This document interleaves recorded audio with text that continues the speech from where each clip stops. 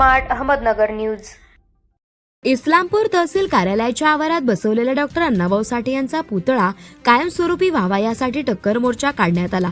त्याच अनुषंगाने कृषी राज्यमंत्री आमदार सदाभाऊ खोत यांच्या पुढाकाराने व समितीचे प्रमुख संदीप पाटोळे, सुधाकर वायदंडे, शंकर महापुरे, विजय चांदणे, उत्तम चांदणे, तानाजी साठे, विनोद बल्ला, बापूराव बडेकर, विकास बल्लाळ, भास्कर चव्हाण, आदित्य बल्ला यांच्या प्रमुख उपस्थितीमध्ये प्रांत श्रीनिवास अर्जुन, तहसीलदार सचिन पाटील, मुख्याधिकारी पृथ्वीराज पाटील यांच्या उपस्थितीत आज बैठक संपन्न झाली।